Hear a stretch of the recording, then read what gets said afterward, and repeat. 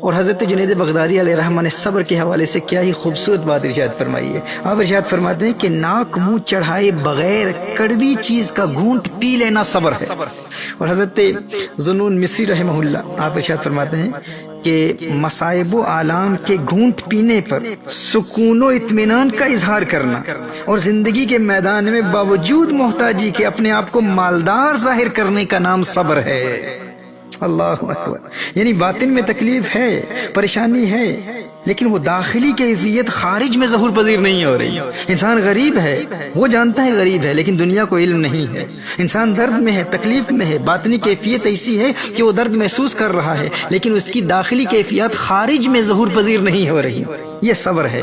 اور اسی طرح عوارف المعارف میں حضرت شیخ الشیوخ حضرت شیخ شہاب الدین سہروردی علیہ رحمہ ارشاد فرماتے ہیں کہ صبر اللہ جل وعلا کی جانب سے کشادگی کے انتظار کا نام ہے۔ یعنی کوئی مصیبت آتی ہے اور انسان کوئی گلا شکوہ کیے بغیر اس مصیبت کے جانے اور کشادگی کے آنے کا منتظر ہے تو ایسا شخص صبر کرنے والا ہے۔ یعنی جب وہ مصیبت میں مبتلا ہوا تو اچانک اس نے کوئی ریاکشن نہیں دکھایا۔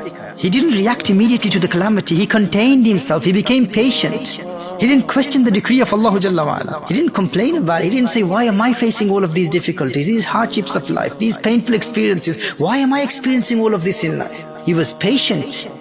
And he patiently waits for the time of ease. صابر اسے کہتے ہیں۔ حضرت شیخ شہاب الدین سہروردی علیہ رحمہ نے عوارف المعارف میں اس قول کو حضرت سیدنا سحر رحمہ اللہ سے منسوب کیا ہے۔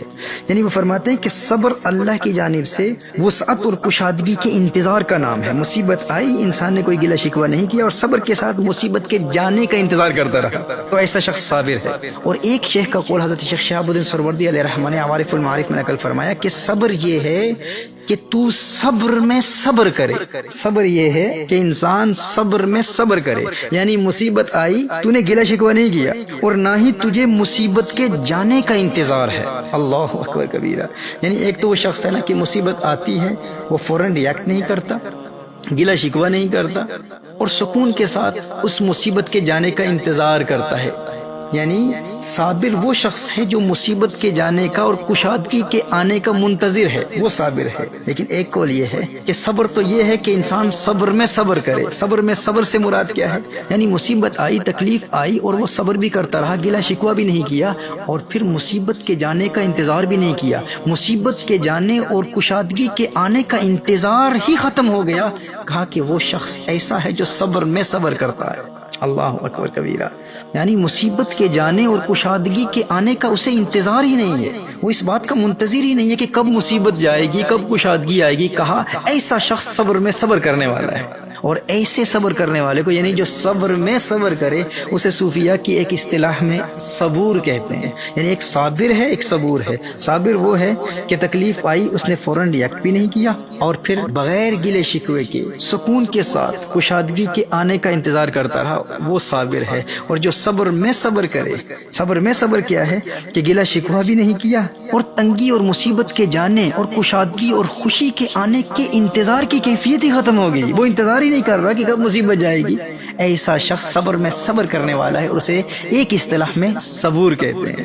اور امام کوشری علیہ رحمہ ارشاد فرماتے ہیں کہ اس نے صبر پر صبر کیا، یہاں تک کہ صبر نے کہنا شروع کر دیا کہ صبر کرو۔ اللہ اکبر کبیرہ۔ اس نے صبر پر صبر کیا، یہاں تک کہ صبر نے کہنا شروع کر دیا میاں صبر کرو۔